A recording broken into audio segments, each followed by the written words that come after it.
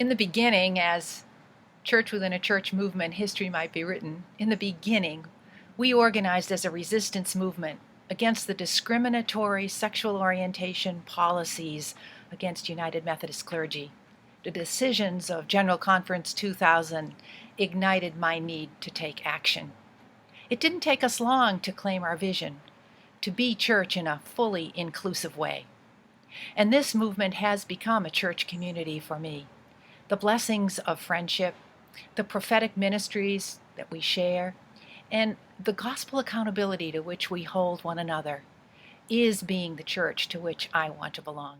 Church within a church really began as something very different than what has emerged. Susan Davies, who was a district superintendent in Nebraska, and I got together for coffee just as the General Conference was tuning down, was closing, and we shared our disappointment in what the United Methodist Church was now doing in even stronger ways than it had before. We knew there were a lot of clergy and laity who were in leadership positions who didn't have a voice, and that perhaps what we might do is to circulate a statement that people could sign on to. And there were a lot of people who did sign on, and clearly part of that commitment was to say we wanted something different happening at the next General Conference. We had that in mind, but then when we got together at the next General Conference, it was clear it wasn't meeting the needs. So in all things charity morphed into a church within a church. So we made our covenant and saw it growing organically, a meeting of folks with like mind but different ways of expressing themselves. That meant that the movement was going to grow not in a hierarchical way, but in a way that embraced the two primary commitments, that of dealing with racism and dealing with heterosexism.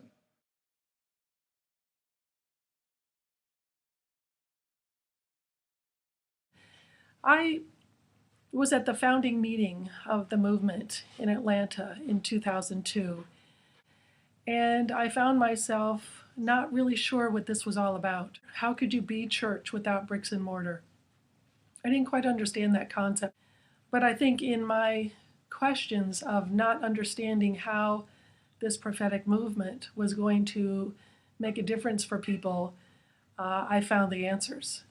And the answers were in creating something new that was hopeful, that was not reactionary to the overt injustices to LGBTQ people from the United Methodist Church.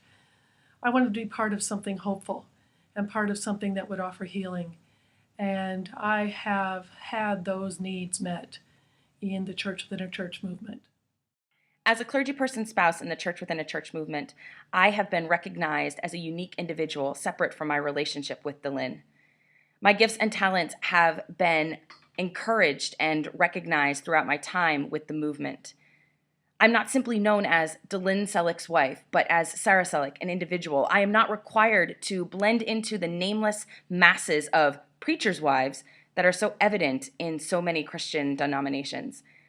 This recognizing of my uniqueness was evident at DeLyn's ordination when I was invited to sit next to her and participate in her ordination, rather than sit in a pew and watch the celebration of her call to ministry. DeLyn's ordination was a pivotal moment for us as we define our ministry together and as I define my ministry separate from DeLyn.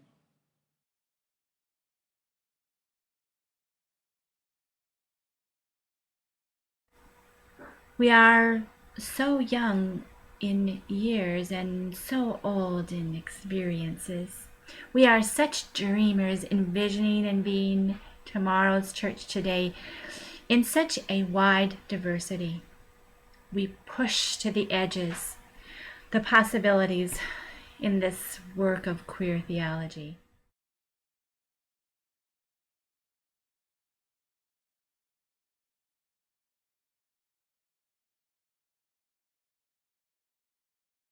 Church within a church is the only way in which I experience church at this time.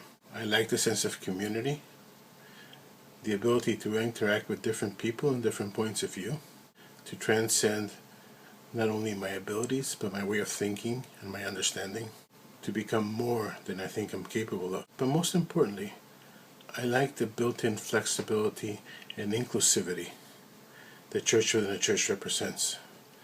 The fact that my own particular walk of faith will be celebrated and supported. I can think of no better definition of church than that. The church within a church movement is church for me because I am more than welcome. I'm expected to model for my students in campus ministry full inclusion of all people. Those involved with this movement can affect the lives of more and more people because we're all spread out. I love that when my loved ones at Church Within a Church must schedule a conference call, we have multiple time zones to consider. The joy of togetherness and support is evident on social media, and it's evident when we are able to get together in the same room. We are constantly reminded that we are connected in spirit, in technology, and in our passion for justice. This is my church.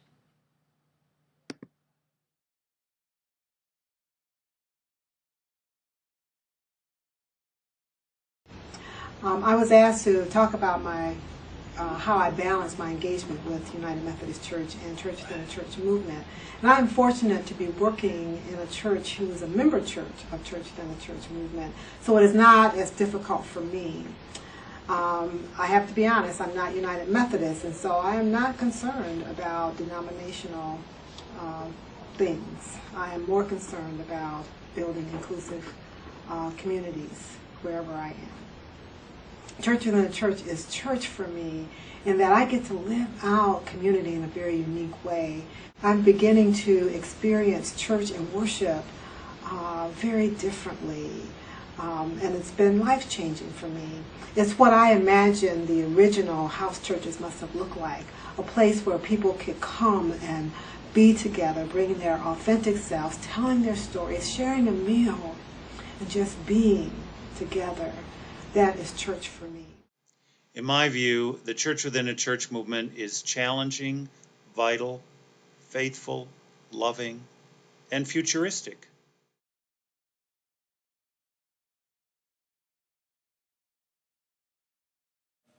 I had, in all my ministry, even before I was ordained, been committed to dealing with racism.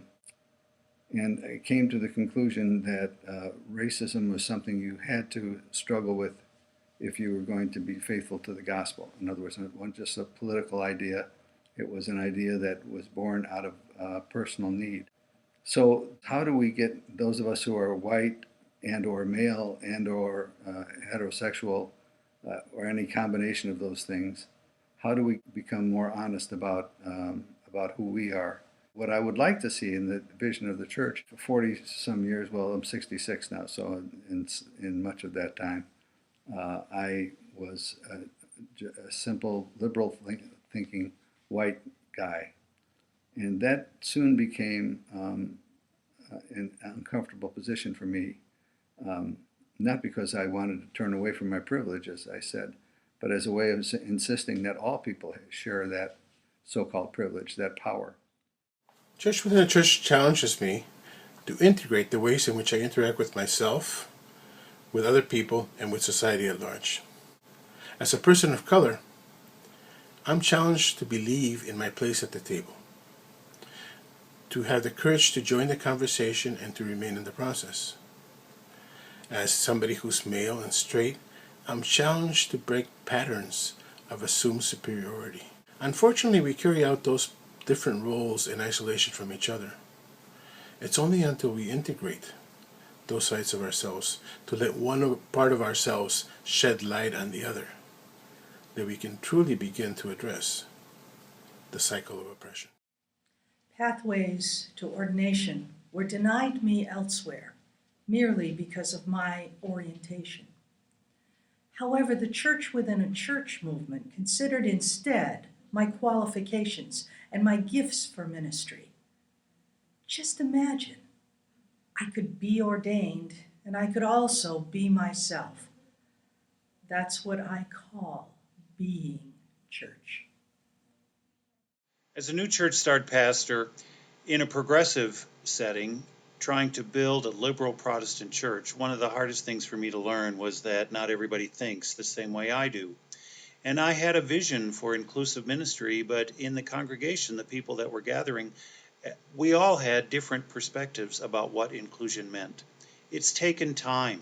You know, in the 10 years that we've been at this, it still is a growing concept, and we are learning what it means for inclusion to be active in our particular setting. And I'm sure that that happens all across the church. So it is important for us to just keep going. That's why Church Within a Church movement needs to keep moving to help people be able to have a better understanding and to have it really sink in what inclusion means in a local church setting.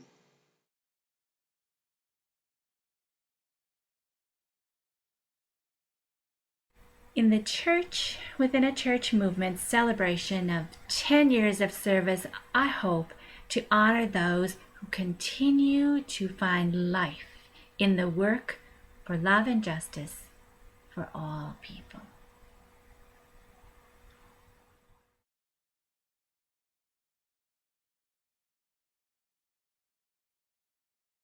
In 10 years, I would say that if we can keep our commitment and celebrate it, that we will be a significant church, and if necessary, still a church beyond the church. If the institution continues its commitment to being an exclusive institution that gives lip service to liberal theology and ideology, but not much real commitment in terms of changing life, that at that point, I don't think we have to do anything to delegitimize the United Methodist Church or any other denomination. I think God takes care of that. We have to keep trying to discern where God is working next and not ever be caught by saying, well, we have to let the church decide that. That we need to work in company with the God who created us for that kind of mutuality.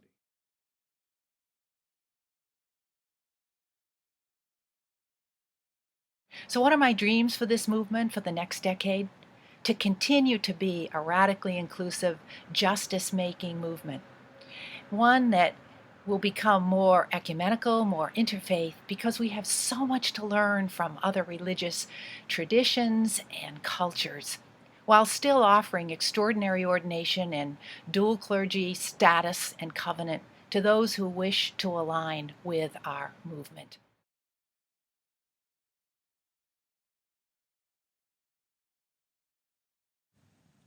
The future of the movement is one that will be determined by the people in the room. We don't have a 5-year plan. We don't have a 10-year plan. We don't have a strategy of we want to accomplish this and this and this. We literally are a movement influenced by the people in the room. We're fluid, we're dynamic, messy, chaotic, empowering, challenging, diverse, inspired, joyful. And I think all of those things come together when folks gather as the Church Within a Church movement, which informs who we want to be in the next steps of creating a justice ministry.